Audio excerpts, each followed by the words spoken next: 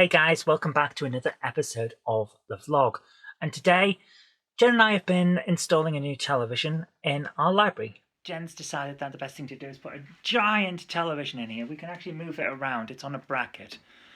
But we're just wiring it in with the HDMI cables today.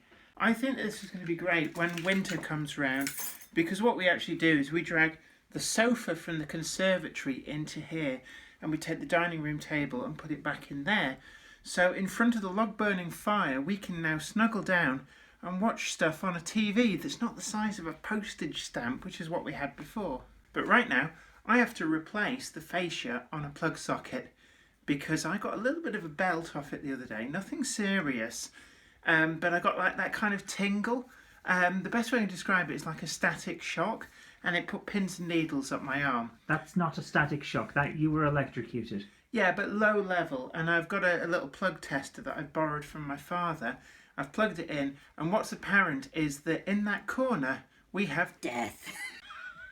So I'm going to now turn the power off to the plug socket, and I'm going to repair death into life. I've got it replaced, got a plastic fascia on. The previous one was actually quite a nice metal one, but the tester that I've got here was showing a serious neutral fault on one side and an intermittent earth fault on the other. Moment of truth. All aboard for a copyright strike from the music. So Jen, are you happy now? Oh, William Shatner! Jen, are you happy now? Yeah, I'm going to sit here and watch Columbo. You do your own thing. Bye.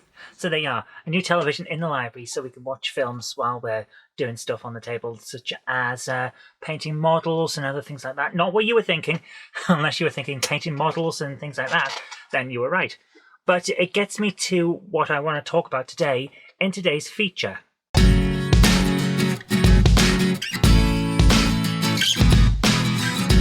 I hear quite a lot the phrase, it gets better after episode X, Y, and Z. And I'd like to talk about why this is not a good thing. Back in the 80s, Star Trek The Next Generation's first series was really bad. There are a couple of episodes that are pretty average, and some of them have some good ideas, but overall, the episodes are pretty bad. The quality got better in Series 2, and some of those episodes are actually pretty good, but on the whole, the first couple of series are bad, and Next Generation doesn't get good until Season 3, which is actually the season that I started watching it. The first episode that I really remember was Best of Both Worlds Part 1, which is quite a good one to come in on. But if I'd started from the start, I would not have been a Star Trek Next Generation fan. I would not have watched the rest of it, which means I wouldn't have got into the original series, because that started showing on repeat after Season 3 of Next Generation finished, and BBC Two needed to fill the time slot until the next season came out. So, as you can see from what I've just said, I would not be a Star Trek fan if I'd been told, oh, it gets good after Season 3. But I'd have to wait 3 years to see that. I'm not going to wait 3 years and wade through stuff I don't like in order to get to the good stuff. And I can tell you this is true because the same age me was watching Babylon 5 once. The atrocious dialogue put me off. It was so bad. But I recently picked up all of Babylon 5 on DVD to give it another watch because I saw a couple of episodes when it came on to Amazon Prime. And I thought, well, I'll have a look at it since it's there and it's free. While I'm doing something, I'll put it on the background. And you know what? After that first episode, yeah, it was pretty good. The first episode, not great. But after that, it was good. It had one episode and then it started to pull me in. Some of the dialogue is still bad, but some of the themes are amazing. And that's what made me like it. It got one episode with me when I was a kid. I didn't like it, so I didn't watch. And I only had access to 4 channels back then. 4 television channels, and telling me it gets good did not work. So how can that still be the excuse that people give now? Because it's not just 4 channels. You get Sky or something, or satellite TV, or cable in America or wherever. You've got hundreds of channels. So at any one point, your show, which doesn't get good until season 2 or episode 7, 8 or 9 of the first season, you're competing against hundreds of other TV stations at that time. Do you really think people are sticking around? I don't, because I didn't. And even now, it's not just television, is it?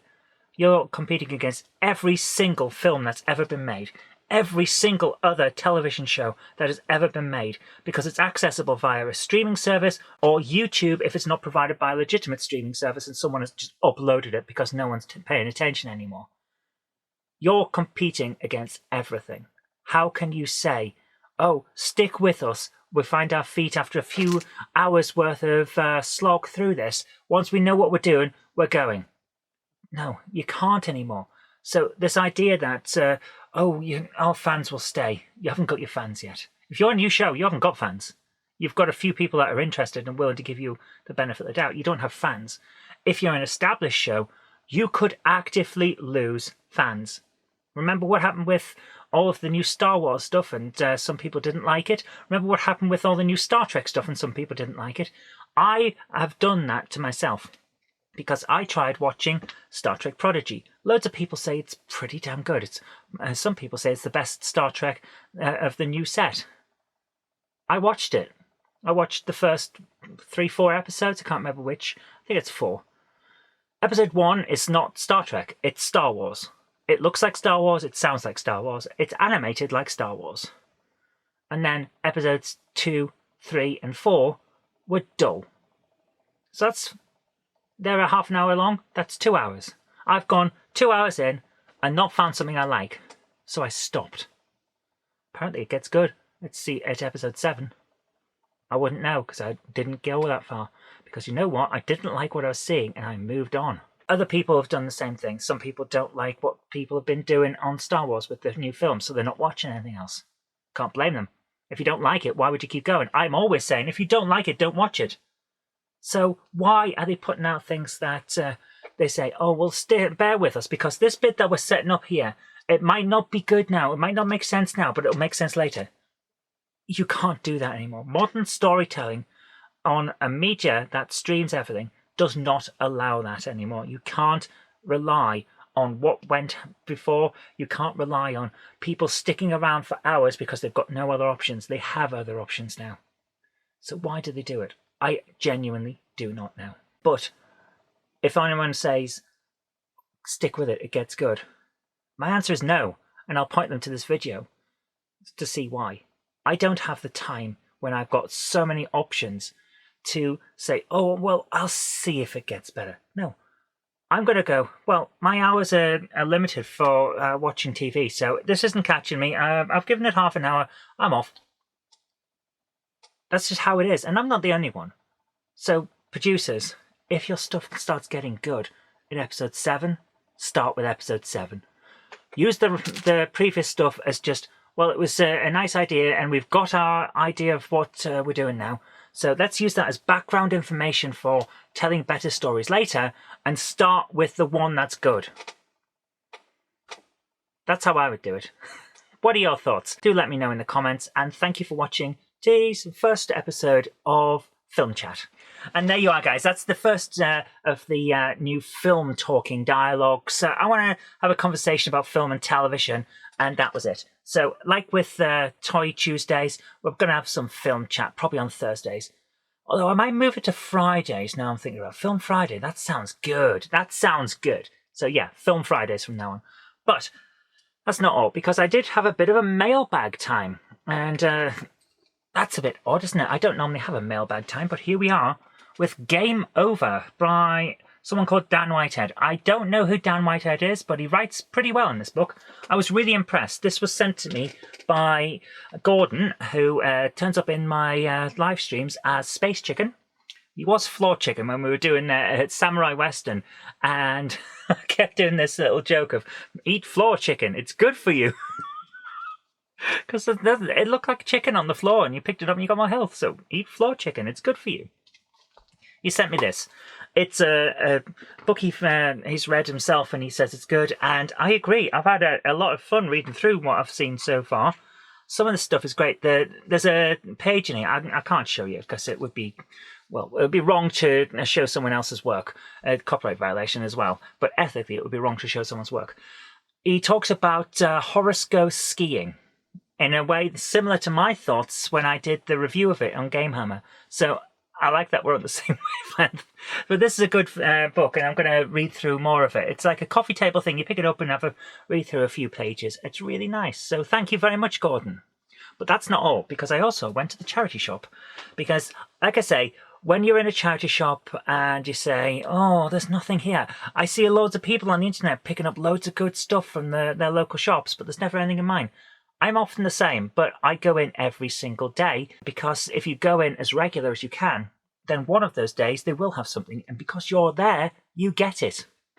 So I found Call of Duty Advanced Warfare on PS4, Battlefield 1 on PS4, and Lego Jurassic World on Xbox One. Yep, the previous generation is starting to turn up a lot in charity shops, so do get out there if you can, if you're a game collector, or even if you just like games. You're not particularly collecting, but you do like to pick up a game and play it, because this stuff is out there. But yeah, I'm very happy with my new haul. They're all going into the, well, the massive collection that's all around me, because I am still working toward the museum project. It's slowed down a bit because of COVID and other things, but I'm still on with it. So that's all we got time for today. I hope you have enjoyed it. Take care, have a great day, and I'll see you tomorrow. If you like the show, please consider supporting me on Patreon. It really does help create future videos. That's patreon.com/Zoe Kirk-Robinson. And I've got an extra special thanks going out to Chief89, Sam Yates, Retro Mickey82, Mo Henry, and George Botterini. Thank you so much, guys.